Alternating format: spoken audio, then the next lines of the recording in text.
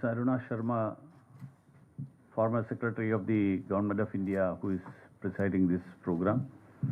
Shri Charan Singh ji, Chairman, Punjab and Singh Bank. Shri Anil Nair, CEO, Policy Circle. Distinguished guests, ladies and gentlemen, Namaskaram and a very good morning to you all. I am delighted to join you all this morning and appreciate Policy Circle and Mr. Anil Nair for organizing this discussion series. Today, the world is witnessing unprecedented challenges that has brought many economies to a halt. The economic order that was existing in the pre-pandemic times has changed significantly in the post-pandemic times. This pandemic has not just stressed our systems globally, but has also exposed the existing gaps in our system, forcing all of us to identify the loopholes, regroup, reform, and reinvent. Today, amid this confusion, we are transformed as a nation with several positives. India's growth for the current year is estimated at 7%, which is the highest among all major economies, in spite of the massive global slowdown caused by the pandemic and the Russia-Ukraine conflict. During the last 9 years, the Indian economy has galloped from the 10th to 5th largest in the world. Our development rests on an expansive digital public infrastructure, which the former speakers have already referred, designed to promote that no one is left behind. India today envisions itself as a developed country by 2047, 100 years at the point of 100 years of our independence. The transformation to a new India is not just about economic growth. It also entails good governance, people's participation, and empowerment. We are working on the vision of Atmanirbhar Bharat and making India a pivotal force for global good. And as Prime Minister Modi ji has said, and I quote him, "When India grows, the world grows. When India reforms, the world transforms," unquote. With robust economy and creating more opportunities for youth, we stand tall in the world. If the COVID pandemic has taught us anything, it is that disruptions do not recognize geographical boundaries. At the height of the COVID crisis, India never shied away from its regional and global responsibilities. Vaccine Maitri, the global health diplomacy operation, in which we have supplied vaccines which were made in India to nations across the world, is a practical demonstration of our belief and our approach.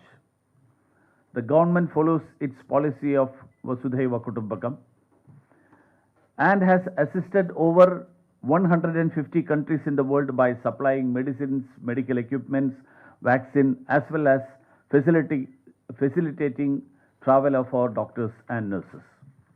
Friends, India's neighborhood first policy speaks volumes today. We have friendly relations with all except one. Our connectivity projects in Nepal, Bangladesh, Sri Lanka, Bhutan, and Maldives, they are all hugely successful. When our neighbor Sri Lanka was in trouble, we stopped it. India provided substantial assistance with over $4 billion to Sri Lanka to tide over its financial crisis.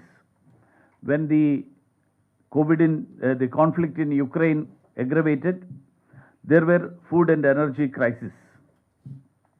India responded by supplying food grains to Afghanistan, Myanmar, Sri Lanka, Yemen, and several countries in Africa. Recently, when deadly earthquake struck Turkey and Syria on 6th February, India launched the Operation Dost and dispatched relief material along with NDRF as part of its humanitarian and disaster relief efforts. Today, India's Act East policy focuses more on connectivity and people to people connect. India's interest in the Indo Pacific region aims at building local capacities. India's policy with Africa and Latin American countries are more clearer. Our engagements with Gulf have never been as intense as they are today. Friends, India's G20 presidency has started on an energetic, positive, and promising note since December 1st, 2022. India has undertaken the responsibility of G20 presidency with a profound belief in the immense cooperative potential of people and countries to undergo a fundamental mind shift and address the current global concerns with a fresh and broader perspective. Our presidency is not a routine diplomatic event. It's a historic opportunity and a moment of pride for the whole nation. Over 200 meetings are going to be held in 56 cities. As reflected in Honorable Prime Minister's words, now more than ever, and I will like to again quote him, there is an unprecedented curiosity in the world to know and understand India, unquote. The world trusts us and is looking at our G20 presidency with immense hope. Our presidency's theme of Vasudhaiva Kutumbakam, as explained, one earth, one family, one future, affirms the value of universal brotherhood and the dignity and interconnectedness of all forms of life. India's G20 priority will be to continue to work for reformed multilateralism that creates a more accountable, inclusive, equitable, and representative forum that is fit for addressing the many challenges in the 21st century. Not only we are assuming presidency of major organizations, we are actively leading the groups such as I2U2 or the Quad, to name a few. Friends, India is second to none when it comes to climate action. Prime Minister Narendra Modi ji made ambitious commitments at COP26 in Glasgow, over and above the commitments made earlier. Honorable Prime Minister Narendra Modi ji, as it was referred earlier also here, launched the Mission Life, that is Lifestyle for Environment, in the presence of the UN Secretary General Antonio Guterres in June 2022. Mission Life is envisioned as a India-led global mass movement towards, as explained by the Prime Minister, in his words, I would say, mindful and deliberate utilization instead of mindless and destructive consumption. We are focusing on areas that have the potential to usher in a sustainable lifestyle. India has also enabled two major initiatives for global climate action, namely the International Solar Alliance and the Coalition for Disaster Resilient Infrastructure. Friends, India has remained committed to multilateralism and believes in human-centric globalization. We believe that the processes of multilateral diplomacy and its outcomes impact our lives every day. At the Voice of Global South Summit, Prime Minister Modi gave the mantra of respond, recognize, respect, reform. India stands committed and it stands ready to strengthen its partnership with the UN to ensure a brighter future for the planet. India rightfully deserves a place at UN as a permanent member, and we work in that direction.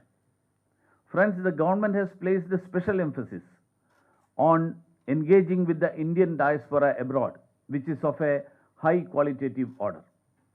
During the initial days of the Ukraine crisis, our Prime Minister sent 4 ministers to Ukraine's bordering countries to oversee the evacuation of Indians under Operation Ganga.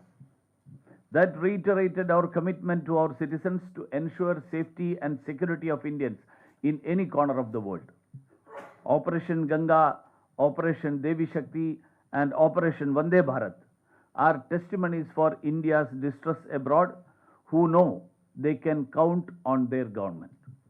With the tall leadership of Prime Minister Shri Narendra Modi ji, his visits abroad, engagement with world leaders, and interactions with Indian diaspora, they are not just news to the common citizens back home, but an emotional connect that he or she makes to his fellow brethren abroad who are also interested in shaping a new India.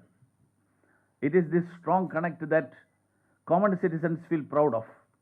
It reiterates the belief of an aspirational India, that the country and countrymen have grown in stature in the world arena. Due to his leadership and vision, the world's perception of Indians of India has dramatically changed.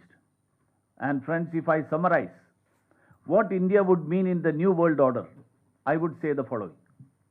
An India that navigates effectively in the multipolar world. An India that comes of the age of for leading the global south. An India that emphasizes neighborhood first, Act East policy, Africa, the Latin American countries, and Indo-Pacific policy. An India that engages with diaspora more effectively. An India that enables low cost of living and generates opportunities for youth despite the global economic slowdown. An India that voices for reformed UN system that suits the present day reality. And an India that is confident and strives for collective benefit. Friends, before I conclude, let me take this opportunity to convey my wishes to Policy Circle for the successful conduct of the discussion series. My best wishes to you all. Thank you. Namaskar.